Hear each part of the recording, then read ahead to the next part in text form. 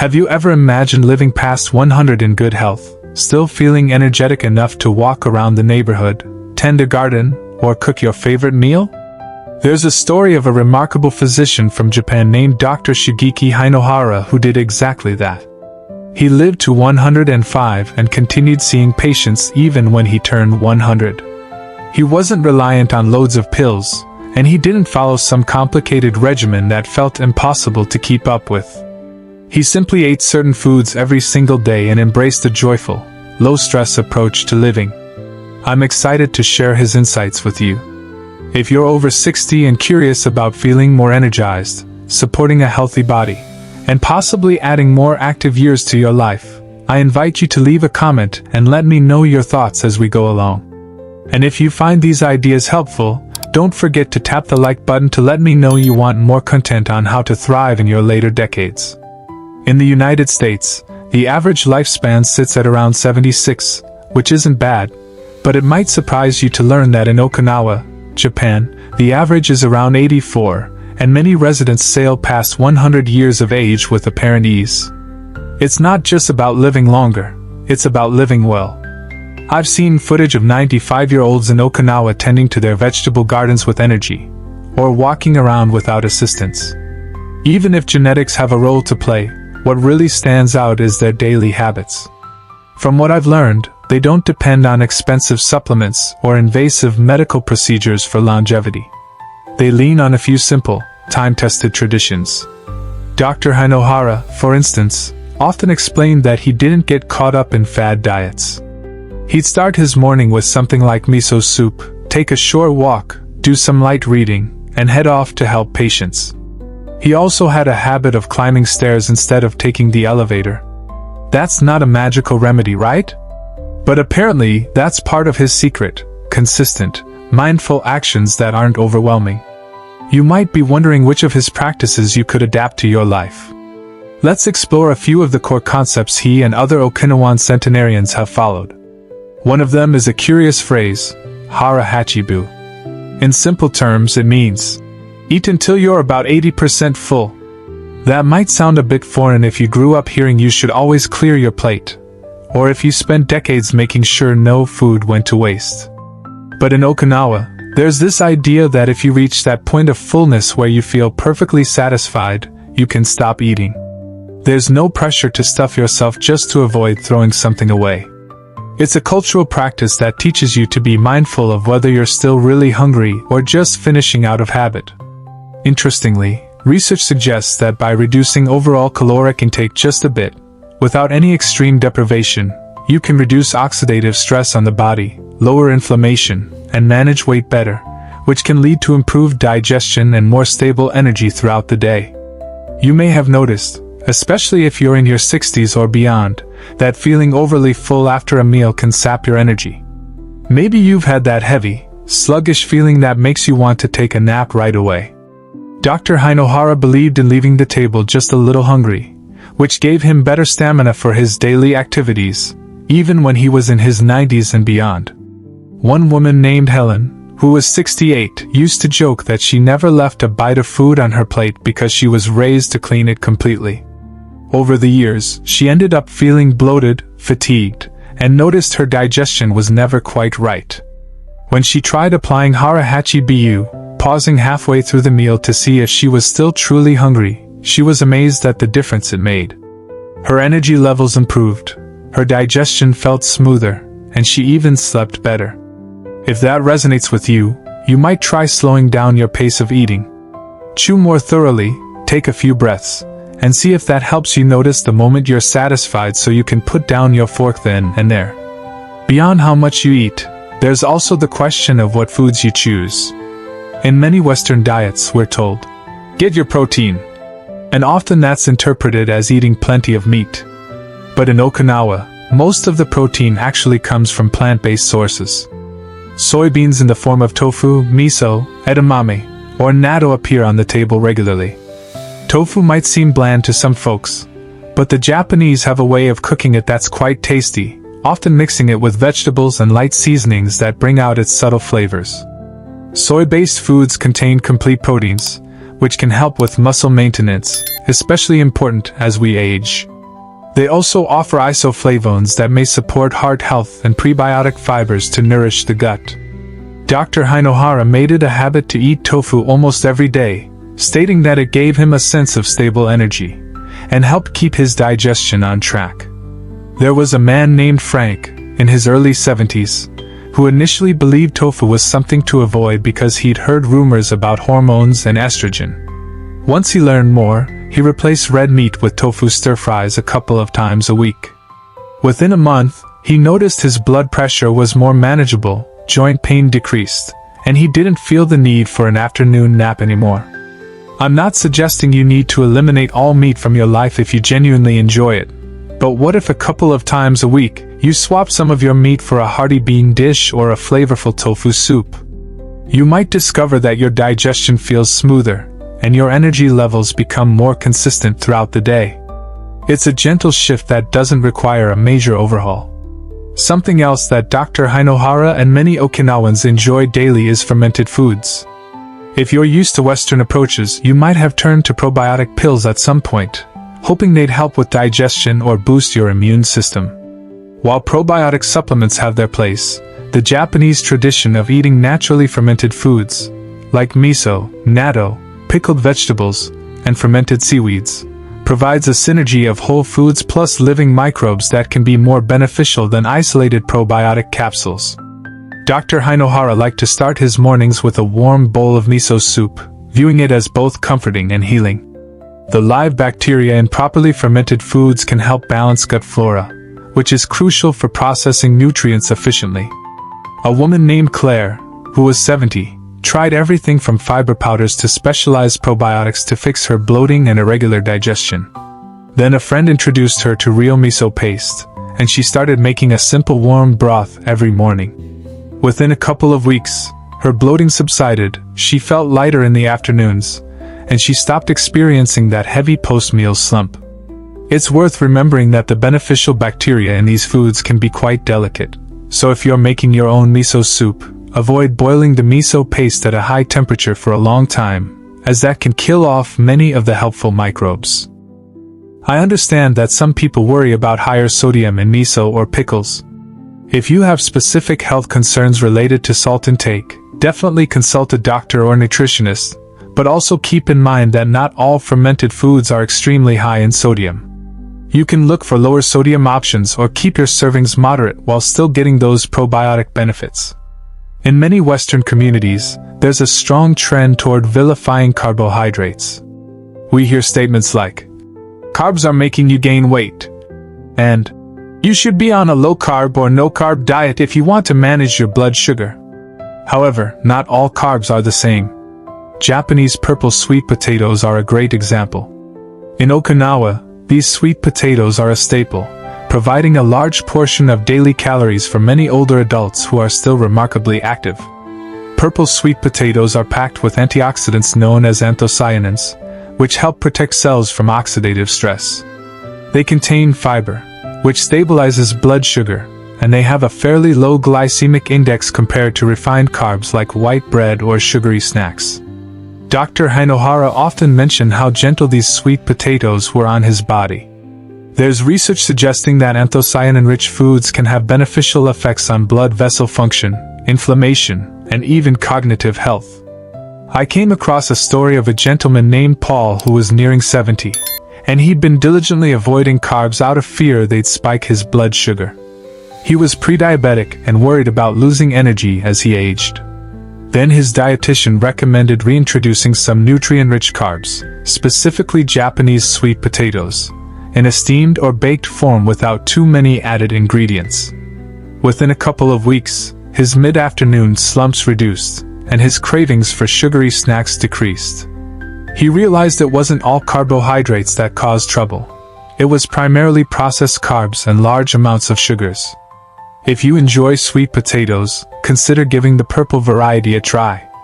You don't have to replace all your meals with them, but maybe include them a few times a week to see if they help you sustain better energy. Of course, health isn't solely about what you eat. When we talk about Dr. Hinohara, it's not just his diet that stands out.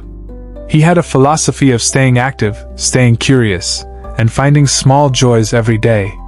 He didn't track every single calorie or obsess over the numbers. He simply understood the importance of consistency, balance, and movement. Even in his 90s, he would choose to climb stairs instead of taking the elevator. He also didn't retire in the traditional sense. He continued contributing to the medical field by seeing patients, giving lectures, and writing. That sense of purpose seemed to radiate throughout his life. He once remarked that to stay young, you must keep having fun, whether it's in your work, your hobbies, or the simple act of meeting friends for a leisurely chat. There's a woman named Marie who used to spend a lot of her time reading labels on food packaging, constantly worrying about whether something was labeled low carb or fat-free. While that can be helpful to a certain degree, it made her feel anxious and tense whenever she ate. Then she heard about Dr. Hinohara and how he kept a relaxed attitude while still following certain principles. Inspired by his stories, she decided to shift her focus. She started her mornings with a calm walk, sipping on a small cup of tea afterward. Instead of counting every gram of sugar, she focused on eating more naturally fermented foods, some quality plant-based proteins, and she practiced harahachibu. She found a new sense of freedom in her routine, saying that by slowing down and savoring her meals, she actually gained more appreciation for food and felt consistently energetic throughout the day. If you're watching this and wondering where to begin, it doesn't have to be a massive overhaul. You can start small. Maybe tonight you make a conscious effort to notice how hungry you are. When you feel about 70% or 80% satisfied, consider pausing. Notice if you're truly still hungry before continuing to eat. Or, when you're at the grocery store, pick up a small package of tofu or a can of beans to add a new source of plant protein to your meal.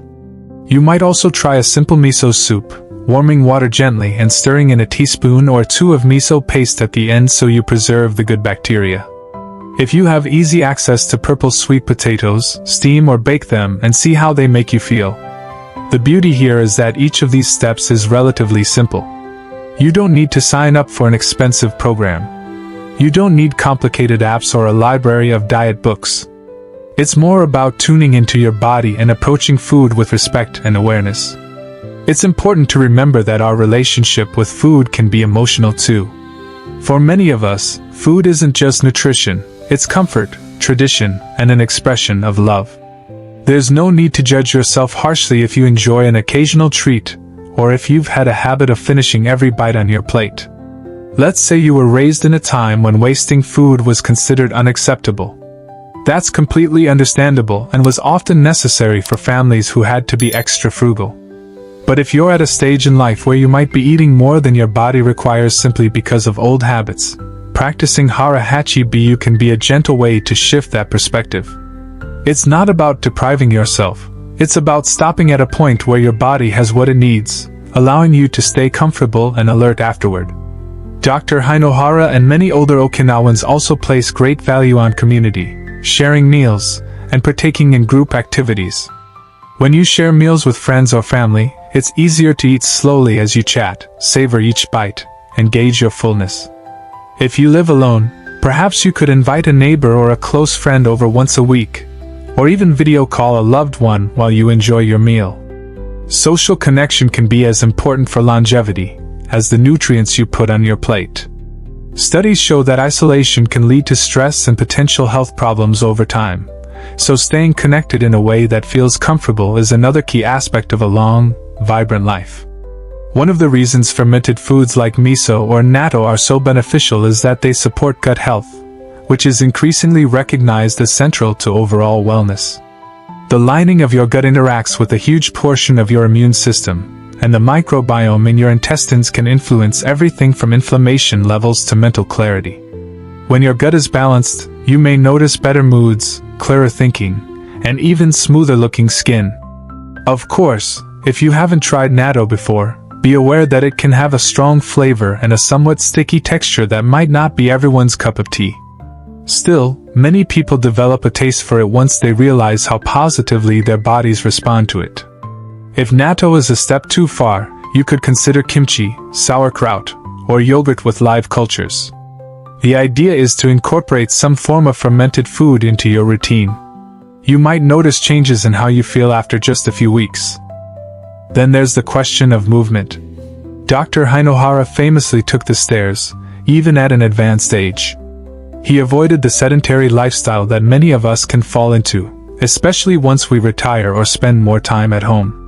A gentle walk after breakfast or lunch, or simply parking your car a bit farther from the store, can keep your joints active and muscles engaged.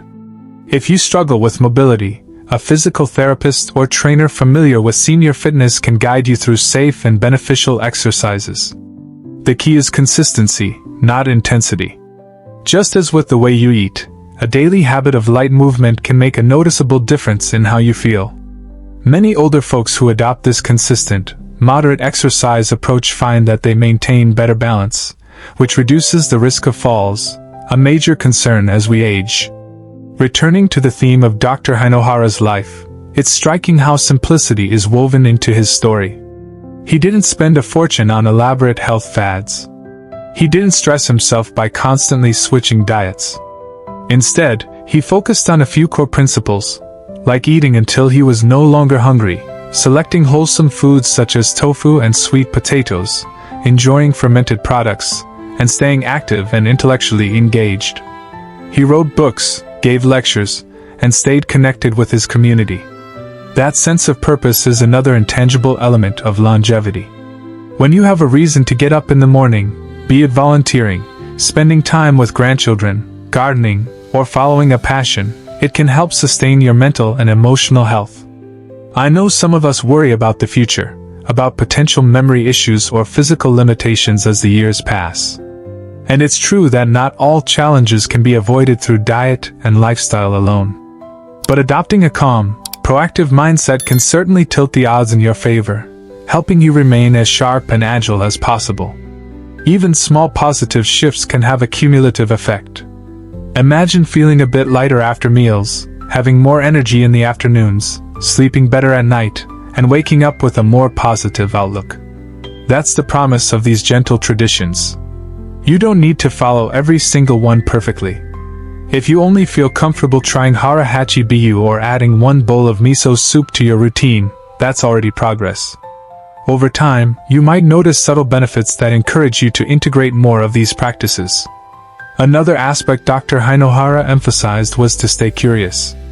He once said something along the lines of, "If you want to stay young, keep learning."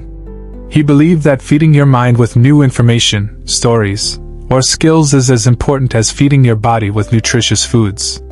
If you have a hobby you've been meaning to pick up, or if you've ever considered taking an online class to learn something new, it might be worth exploring. Just because you're in your 60s, 70s, or beyond doesn't mean you stop enjoying new experiences or discovering hidden talents. You might also consider the rhythm of your day.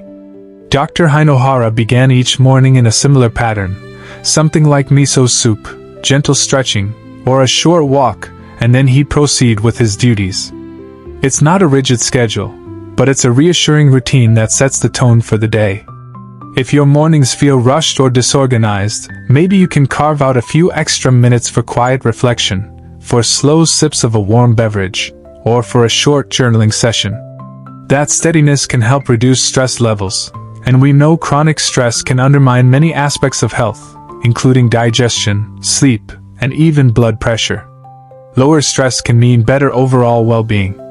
Sometimes people assume it's too late to make meaningful changes after a certain age. Dr. Hinohara's example, along with countless Okinawan centenarians, suggests otherwise. Many of them adopt these practices throughout their life, but I've seen accounts of people in their 70s or 80s who choose to shift their eating habits and daily routines, noticing improvements well into their golden years. The body is remarkably resilient, and it's never truly too late to treat it with kindness. I hope you walk away from this feeling encouraged and ready to experiment with some of these ideas. Each new day is a chance to nurture your body and spirit in ways that can keep you feeling active and purposeful. If you've made it this far, I want to thank you for spending your time with me. Don't forget to leave a comment or drop a like if you're excited to try these simple practices. And if you're looking forward to more tips on how to stay healthy, engaged, and fulfilled as you grow older, feel free to join the conversation by subscribing. Here's to living each day with vitality and gratitude, no matter what age we're at. I appreciate you being here and look forward to hearing your thoughts below.